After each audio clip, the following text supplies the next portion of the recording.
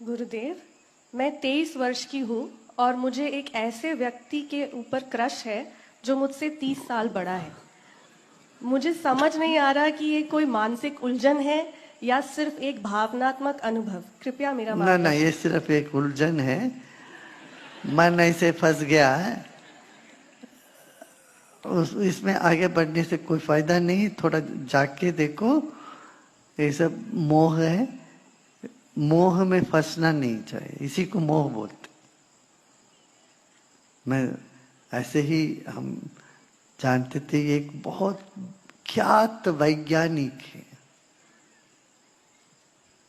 वो 65 साल का वैज्ञानिक।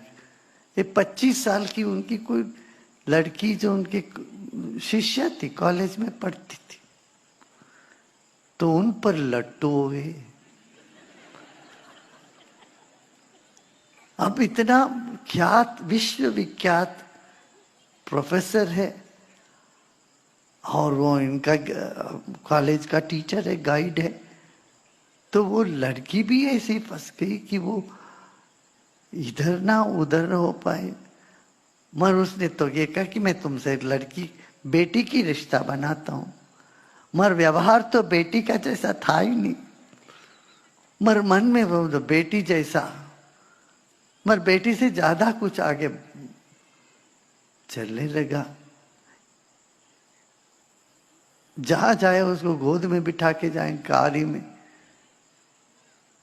और वो शर्मिंदा होते जाए। अब उसको पीड़ा होती रही, वो बोले नहीं मेरे गोद में बैठो तुम गाड़ी में। ये सब मोह है, मोह माया है, इससे आदमी धस जाता है।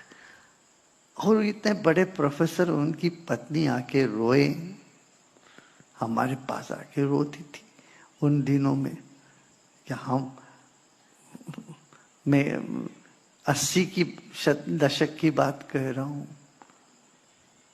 82, 83, 84 की बात। उसकी पत्नी रोई, देखिए ऐसे करते। अब वो इतना ज्ञानी है, उसको कौन समझाने जाएगा। समझ, ये बड़ी दिक्कत है। इसी को माया, मोह माया कहते हैं। इस तरह से मोह माया में पड़ जाते हैं लोग, फिर उससे दुख ही दुख मिलता है। और परिवार दुखी है, उनके परिवार दुखी है, वो भी दोनों दुखी है। इस तरह से करके उसका एक ऐसा अंत हुआ। इस तरह से लड़की भी झूठे झान करके भागी।